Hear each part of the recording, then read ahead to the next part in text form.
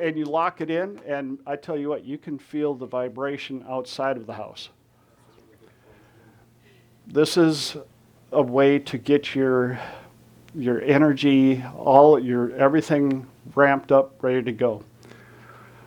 Thank you. Big round of applause.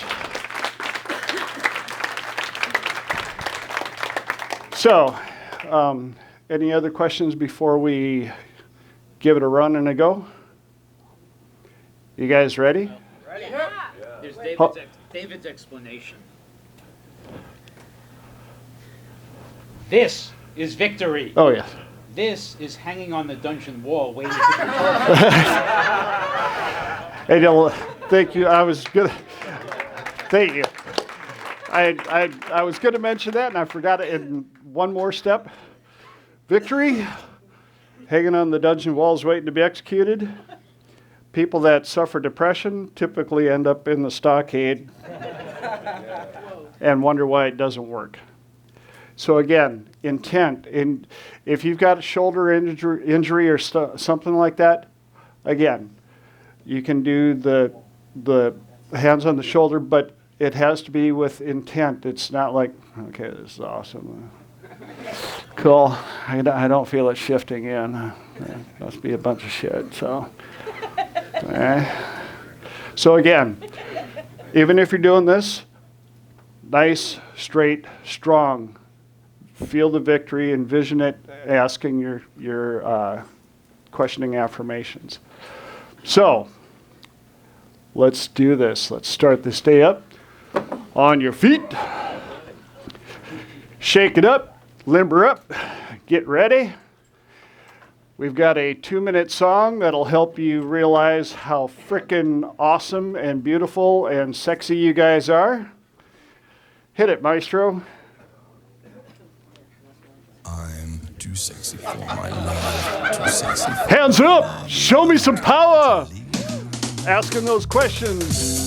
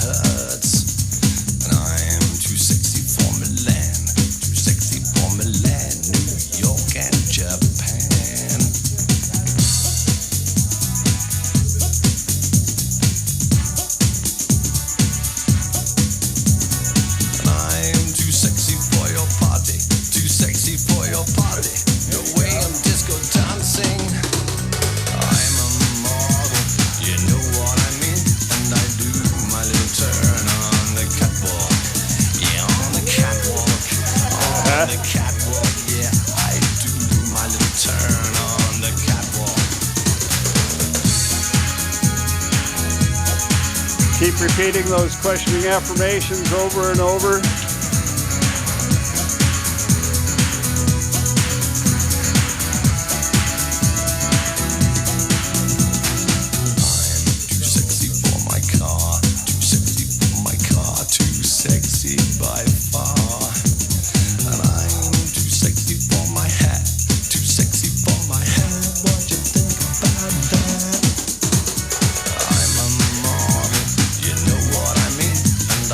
Feel the energy shifting in the room. This is awesome.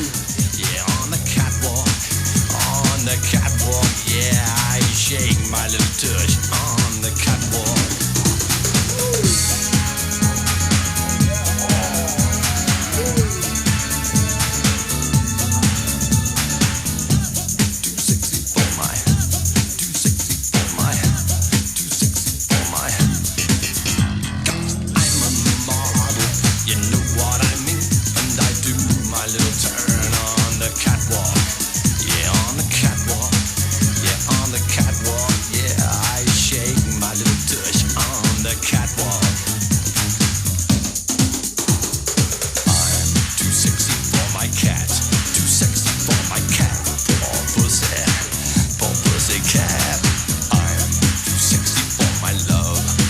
Coming up on the finish.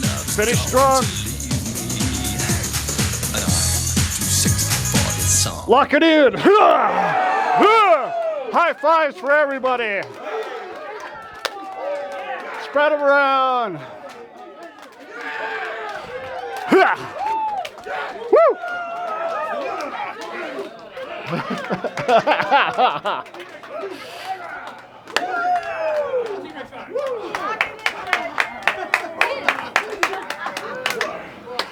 All right.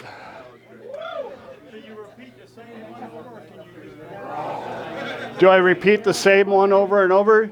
That's up to you. That's why I had you write down a minimum of 5. What you're going to find out is the more you do this, the easier it gets, especially for event specific. You guys can have a seat if you're. Thank you very much.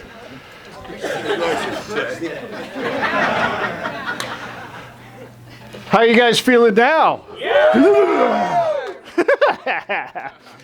That's what I'm talking about. Now, for those of you that meditate, you can also do the same thing with this. While you're meditating or getting ready or coming out, you can ask yourself these questions using the ones that I love the one that you brought up. What am I going to be grateful for today? Things of that nature. What a way to start the day, right? Yeah. Cool. I got to admit, I'm a little conflicted. David wanted me to teach you guys Womb of Eternity this morning. Thanks, I feel a lot better now.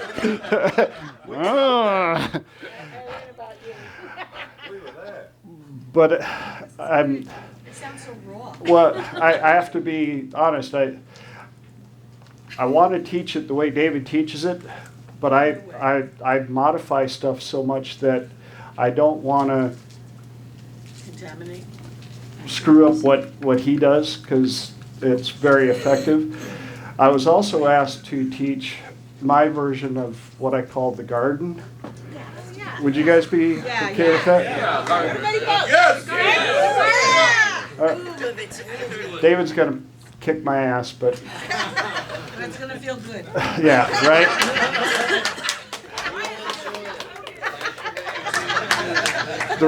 I want to preempt this by the more you do this, you're going to start learning stuff from your clients considerably. The more you pay attention, the more your clients will start throwing stuff. You'll get downloads, just like David said, where you think I've got all these tools and I'm fine, and then somebody shows up where none of these tools really fit, or you don't have the time, and all of a sudden you're like, shit, what am I going to do now? And boom, this pops up. What I call the garden, and I should probably change the name because David teaches an amazing thing that he calls the garden. In this one, it's more for relations, and there's how many different types of relationship can you think of? Yeah. What's your relationship with, of course, at home, marriage and things like that, but there's also what's your relationship with money?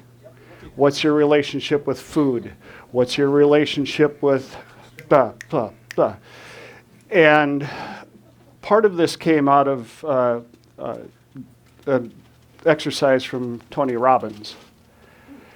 And then after being around David, the world according to David for 4 years, and then dealing with clients, it evolved into what it is now. And some of you heard me talk about when you have clients, you do the magic frame and you have them writing the lesson down and everything. And we used to do the shrink it, put it over the horizon. But of course, here in California, I had somebody who didn't want to pollute the world with their stuff.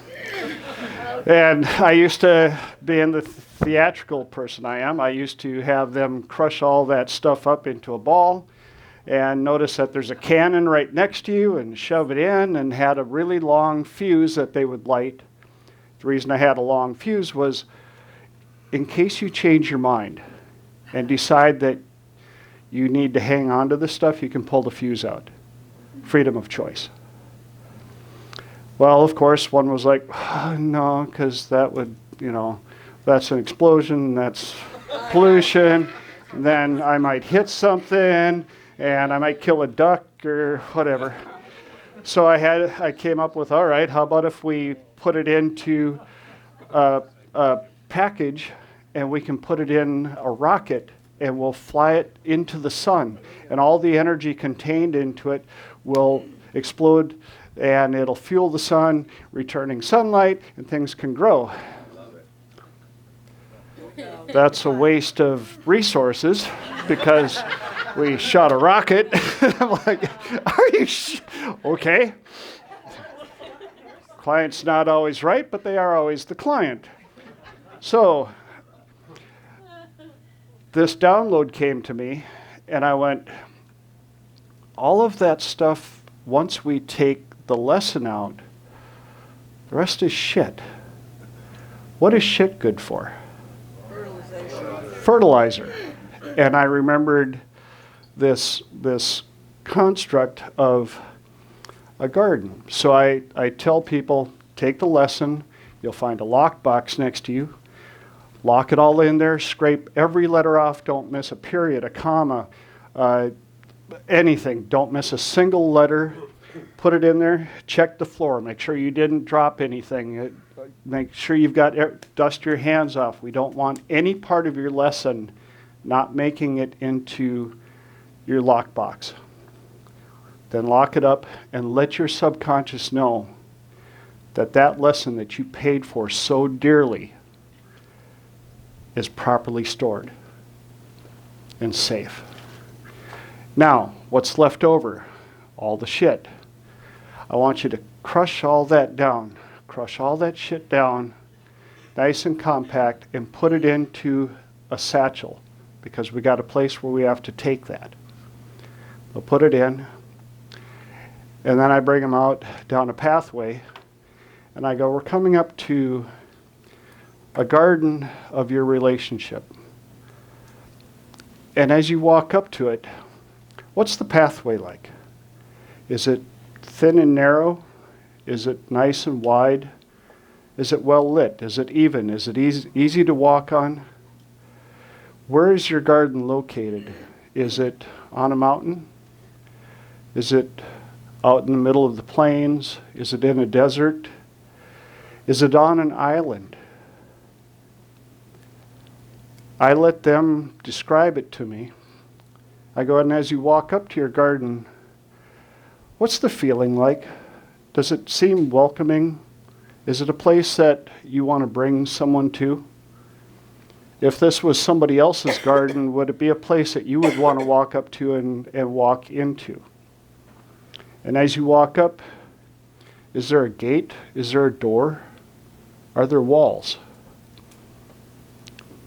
Now, I had a client who was brutally raped when she was 17. Her walls were so high, she couldn't see the top because they went through the clouds.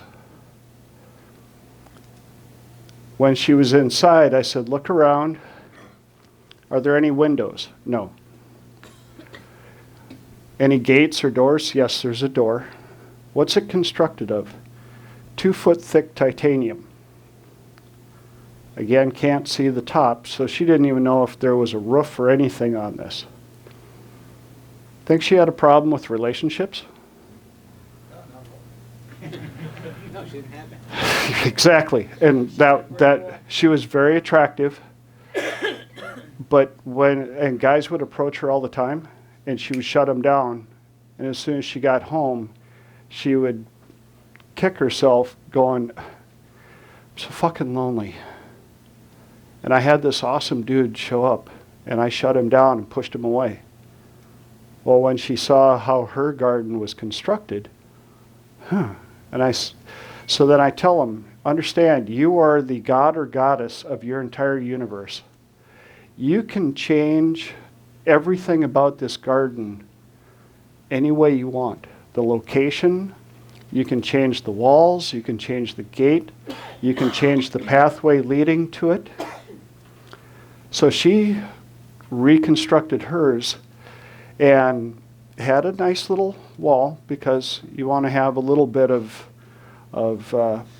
your own space. Had a nice little gate, but the gate didn't have a lock on it, just had a nice little latch.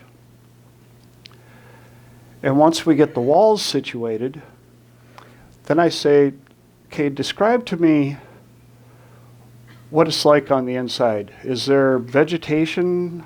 Are there flowers? Is there, and even the manliest men, suddenly there's flowers. I go, okay, so what color are the flowers? And they'll start describing the colors. Now, is there any water? Is there a place to sit? And when I ask a place to sit, those that have relational issues, they'll say, yeah, can you describe it to me? Yeah, there's a little chair. How many people can sit on it? One. So then I ask them, okay, so would you like to redesign that sitting area for anybody else that might show up? And they're like, oh. Now the young lady that had the walls so high, all of a sudden she went from no place to sit to a bench for 3 because she wanted to start a family. And then I ask them, are there any trees?